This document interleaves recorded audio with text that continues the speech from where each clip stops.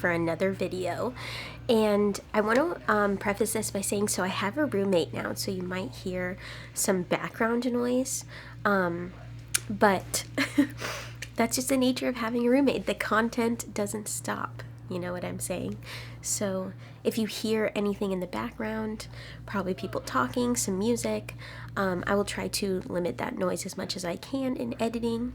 But anyways, let's get into the video for this week. This week, I'm going to be doing a video all about my tattoos, which I just gave you a quick overview of all of them. I've definitely been requested to do this video a few times because it's kind of hard for you to not notice that I have tattoos all over my arm. And I do get compliments almost on the daily for my tattoos. And I think that's because my artist is so incredible. She does amazing work. Like, she's a painter and she's just exceptional at what she does. So on the daily, people stop me and ask about my tattoos, so I feel like it's finally time for me to make a video. The way I'm going to structure this video is I'm going to go one by one in order of how I got them, and I'm just going to tell you stories, prices, experience with the pain, why I got them.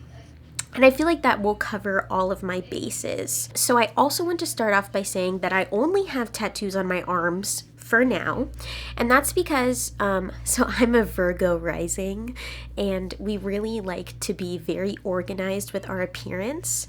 So my arms have a specific theme to them. The theme that I have for my arms is childhood, and it's either things that I experienced in my childhood or things that today kind of bring out the inner child in me. I'll get into this a little bit more specifically, but I just kind of really wanted my arms to be an omen to just my young self and like the young youth inside me that I think will always persist no matter my actual age. So let's start off by going to my first tattoo, which is a BB-8 tattoo. I believe I got my BB-8 tattoo in 2017, the spring of 2017. So I was like 20 years old. No, I was 21. I had already turned 21. So just for some context about where I was at when I was in 2017, I was in a mental health intensive treatment, and it was in Los Angeles. So if you didn't know, I have some videos on my channel, but I'm diagnosed with bipolar and I have an addiction disorder. So I spent some time off from school trying to find myself and regroup and get my medication right and all these things. And while I was in Los Angeles, I stayed momentarily in an Airbnb so that I can commute to my intensive therapy and have some place to stay. And at this Airbnb, I met a friend who was staying in the same apartment as me, and he had a lot of tattoos, and he kind of inspired me to get tattoos, even though I'd wanted them for so long. He was really down to go with me to go get a new tattoo, and I was like, you know what, I'm just gonna live in the moment. This is my very first tattoo. I just need to do it. And I decided that I wanted to get a BB-8 tattoo because I am a huge Star Wars fan, and this might piss off Star Wars fans because I know y'all go hard out there, but I am a new Star Wars fan. So I didn't get into Star Wars until the new ones came out, so 7 and 8, and like The Force Awakens and The Last Jedi. And I have seen 4, 5, 6, and I've seen like the solo movies. I have not watched the originals, but anyway, that's all to say that I'm a new Star Wars fan, and so this is where I got the idea of the inner child in me. When I learned about BB-8, I just thought he was so cute, and I wish that I grew up with that Star Wars. I went to go get the tattoo with a friend who, again, he was not in the mental health treatment with me. He just lived in my apartment that I was staying at. And the day before, I got the inspiration from my niece, because my niece has a lot of tattoos, and she texted me a photo of a traditional BB-8 tattoo. If you didn't know, traditional is just kind of like a style in tattooing, and just looked so adorable. And so I used that as my inspiration, and it was a walk-in. So I walked in. I didn't even set up an appointment or anything, and I honestly can't remember the price, so this is where I feel really bad. I want to say it was around $400. I could be wrong, but it takes up a large majority of my forearm, so I think that's right. A common theme in this video will also be like my parents disliking tattoos. So because this was my first tattoo, I decided to call them and tell them. I was really far away when I was in Los Angeles, so I decided to call them and tell them that I was getting the tattoo, and I still can't decide if that is the best method. They were really upset. Were not happy about it, but I did it anyway because I have to do things that will make me happy. In terms of the pain scale, I think it did take like 3.5 hours. So for my first tattoo, I feel like that's just my personality, is I go super hard. So I'm like, if I'm going to get a tattoo, then it's going to be hours long. You know what I'm saying? I'm not going to get a small tattoo. That's just my personality. And I feel like other people wouldn't do that. Like they would go with something small first, or maybe they would go for something like really big like me. But yeah, so the motivation behind my BB-8 tattoo is just that he's a really, well, let me just say they. That's what I love, is that you don't know the gender of BB-8. And I'm queer / non-binary / feminine. And I love that BB-8 is just kind of like this gender neutral robot. Like people assume that he's a he. But could be a she, could be a they, could be a Z, could be a her, HIR. It could be anything. Like BB-8 just is genderless, and he's so small and cute. So that is why I first got a BB-8 tattoo. So when I was getting my BB-8 tattoo, this will lead me to my inspiration for Totoro, because I didn't set up an appointment for BB-8 and I wasn't sure if it was going to work out for me to walk in, but it did end up working out. So I set up an appointment for somebody else the same week that I got my BB-8 tattoo. And after I got my BB-8 tattoo, it was like 6 days later, my appointment for my Totoro one came up, and I just decided, you know what, I'm going to go. I already set the appointment. I'm just going to go.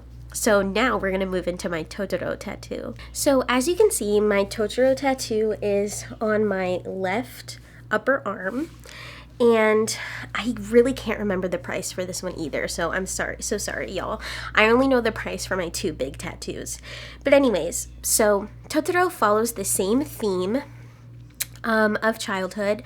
I first saw Totoro when I was in middle school, and my favorite teacher in middle school was my art teacher. And I remember that she told me that I reminded her of a character named Mei. So if you've seen Totoro, it's a Hayao Miyazaki movie. It's about these 2 young girls who are losing their mother to an illness, and they move to a new place, and where they move, they happen upon this creature that's called Totoro. I decided to get Totoro because I've just always loved that my art teacher thought of me as Mei. She's a really cute character. And I mean, don't we all wish that we had a Totoro in our lives? Just like a really large bunny-like creature that we could just lay on, sleep, and cuddle. So again, follows the theme of my inner child. This one is line work. I have debated for a long time of turning it into color, but I've ultimately decided not to. It has inspired me to get another line work piece because the healing was so easy. So in terms of pain, I would say that this one hurt more than my BB-8 just because of the placement. And I remember thinking that my arm just kind of felt raw because it is like much more softer up here than the muscle down on my forearm. But the healing was so easy. Oh, and that's something that I forgot to mention about the BB-8 tattoo. Is that was my first tattoo, so I made the mistake of using lotion when it was still in the healing process, and that hurt so bad, and that was such a bad idea. But for Totoro, I learned my lesson, and for my next two that I'm going to talk about, I definitely learned my lesson on definitely ways to treat a tattoo. But the Totoro healing was so simple, like barely any like shedding of the skin.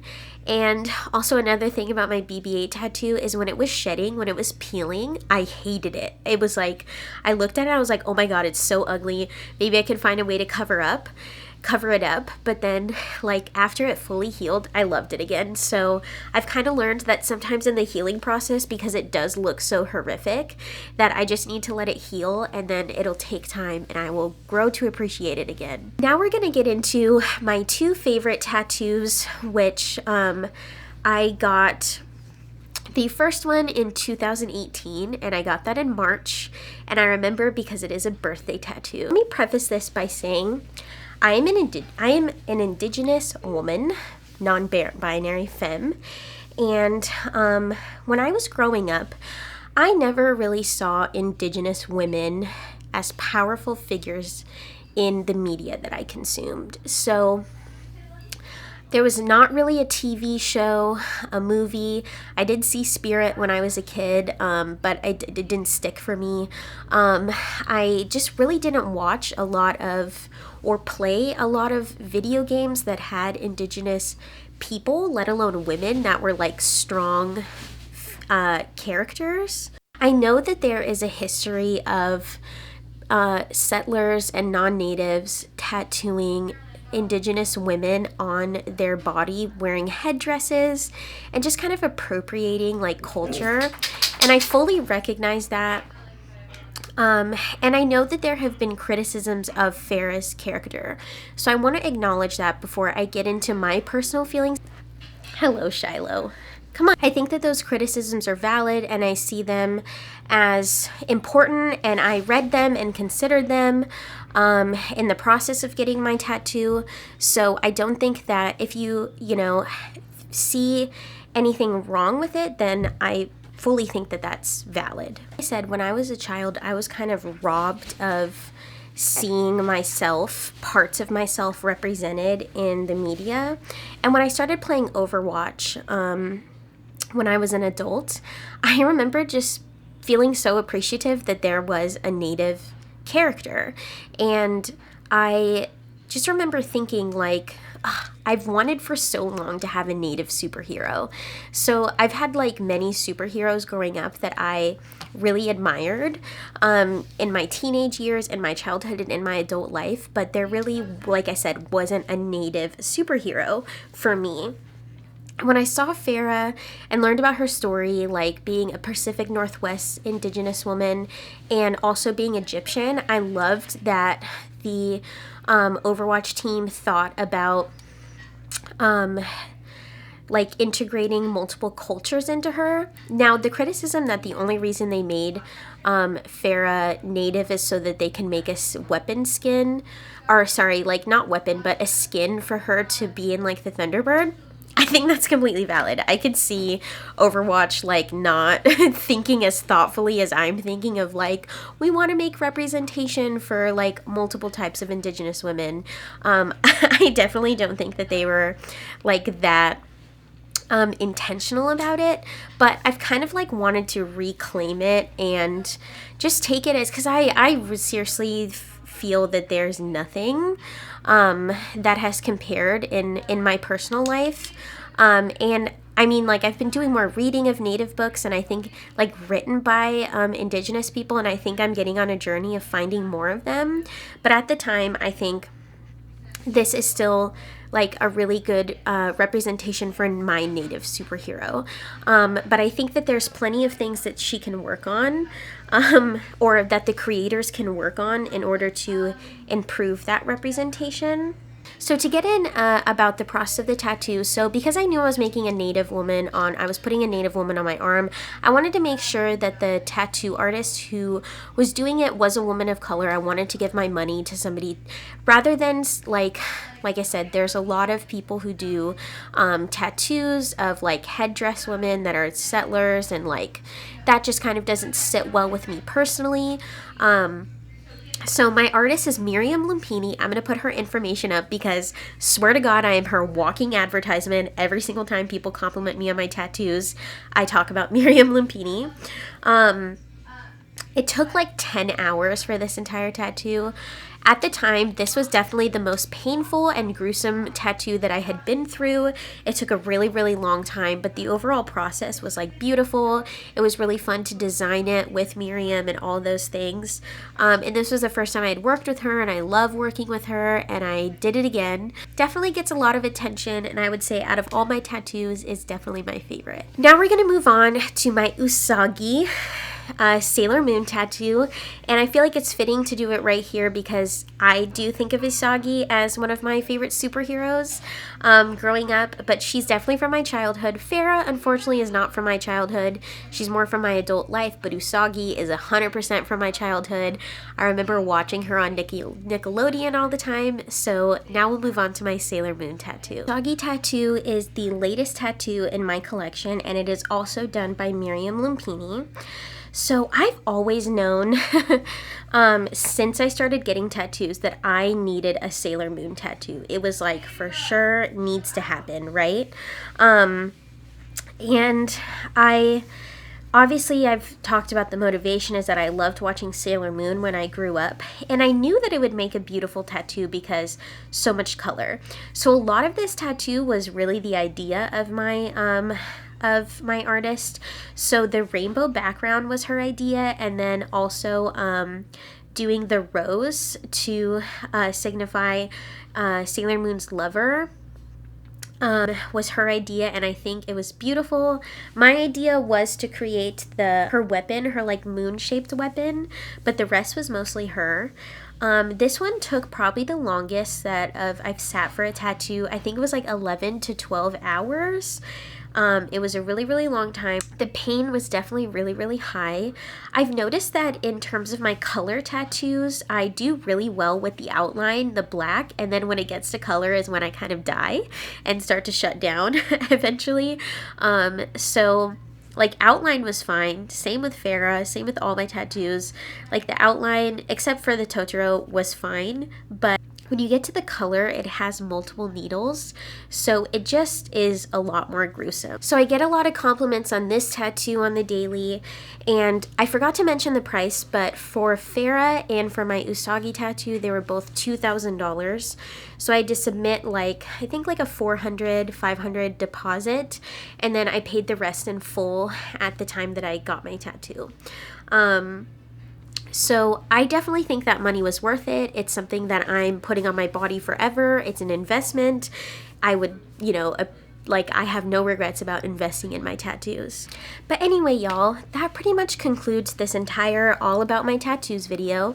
As you've seen, I'm inserting clips of me getting close-ups of my tattoos so that you can see it better. I definitely have intentions to get more tattoos in the future. I have one idea for another one on my arm, and then I do want to start getting tattoos on my thighs and my legs. Those are the two spots that I think are going to be my mostly tattooed parts of my body, but I think for my legs I will be doing a different theme. That is everything that I have for this video. If you enjoyed, please make sure to give this video a thumbs up, and if you want to stay tuned for most of my content, smash that subscribe button and you can turn on push notifications by clicking the little bell. Leave a comment down below letting me know what you think of my tattoos, and do you have any tattoos? What was your first tattoo, or are you thinking about getting one? I would love to hear in the comments down below if y'all are some tattoo lovers, or just kind of sitting from afar and being like, one day, or maybe you hate tattoos, who really knows? So make sure you leave a comment down below because I love to interact with my audience, and make sure you look in the description box for all of my socials like my Twitter, Instagram, Twitch, Patreon, Those are all be listed down below. And the last final thing is I want to thank you so much for watching this video, staying till the very end, and I will see you in my next video.